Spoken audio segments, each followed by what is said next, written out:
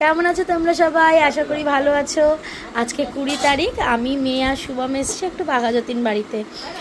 তার কারণ হচ্ছে 21 তারিখ মঙ্গলবার, কালকে রয়েছে হচ্ছে বিপত্তারিণী পুজো।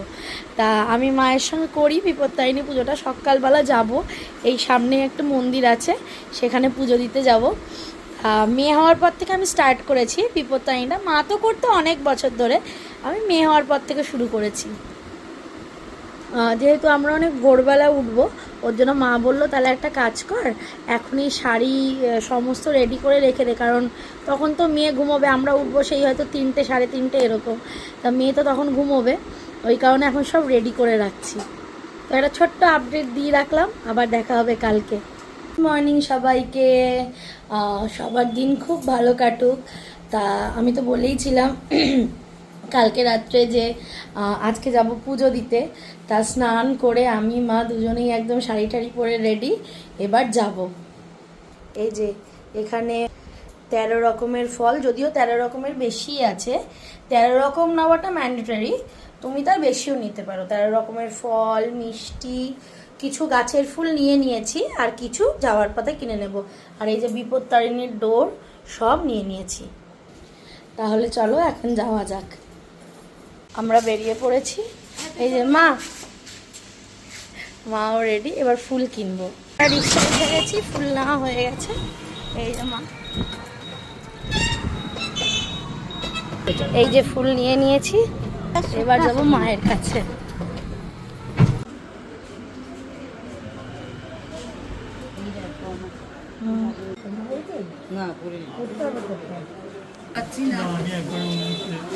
কি অপূর্ব মুখখানা।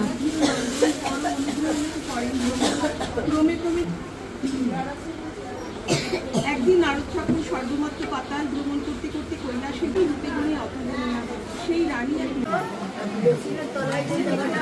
পুজো দেওয়া আমাদের হয়ে গেছে, এবারে বাড়ি চলে যাচ্ছি। খুব সুন্দর পুজো দিয়েছি, আর এত অপূর্ব মায়ের মুখখানা, উফ অসাধারণ। এসে গেছি, এবার একটু ফ্রেশ হয়ে নেব। ফ্রেশ হয়ে গেছি, আর একটু ওই উপোস ভাঙলাম আর কি, একটু মিষ্টি খেয়ে। আর এইখানে মা এখন হাতে ওই বিপত্তারিণী ডোরটাও পরিয়ে দিয়েছে।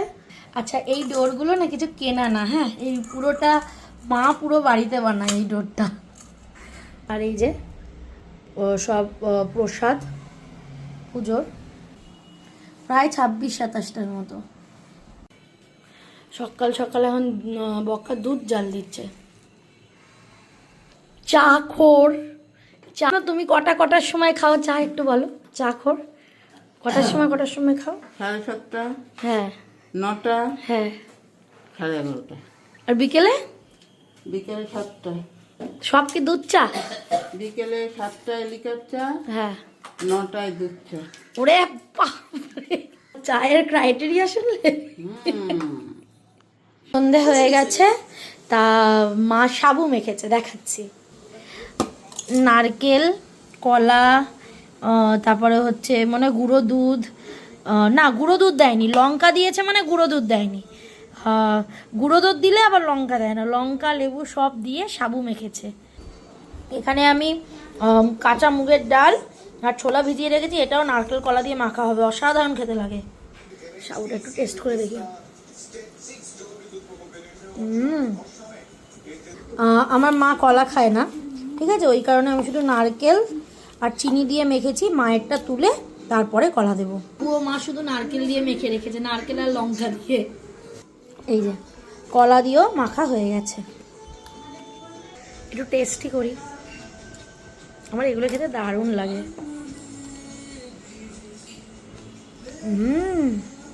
ওই ঘরে দেখবে, চলো। ওই দেখ রে, এসেই মুখ নাড়ানো স্টার্ট। খিদে পেয়ে গেছে গো, কলেজ থেকে এসেছে। আর এই যে আর একজন, কেমন হয়েছে মামা? কে এসেছে? কে এসেছে বলো, কে এসেছে? এসেছে আমাদের বাড়িতে কে এসেছে? এই মামু এসেছে নাকি? এই পুজোর উপোস করে তারা তো জানে রাত্রিবেলা সেই 13টা লুচি তরকারি এগুলো খেতে হয়। তা আজকে আমাদের রাত্রের মেনু হচ্ছে লুচি, আলু কুমড়ো দিয়ে তরকারি, আর সঙ্গে হচ্ছে রসগোল্লা। মা এত সুন্দর ওই আলু কুমড়োর তরকারিটা করে না, লুচি দিয়ে খেতে খুব ভালো লাগে। দেখাচ্ছি তোমাদের, এই যে আলু কুমড়োর চচ্চড়ি, এই যে ছোট ছোট লুচি করা হয়েছে আমার আর মায়ের জন্য, কারণ অবভিয়াসলি 13টা লুচি খাওয়া তো পসিবল নয় কারোর পক্ষেই, তো ওর জন্য ছোট ছোট করে লুচি করা হয়েছে যাতে 13টা আমরা খেতে পারি। আর বাড়ির সবার জন্য নর্মাল সাইজের যেমন লুচি হয় ওরকম করা হয়েছে, আর বাড়ির সবার জন্য নর্মাল ওই বড় লুচি হয়েছে। আর সঙ্গে রয়েছে রসগোল্লা, আর এই যে এখানে রসগোল্লা। তাহলে আজকে ব্লগটা এখানেই শেষ করলাম, দেখা হবে আবার অন্য কোনো ব্লগে। টাটা।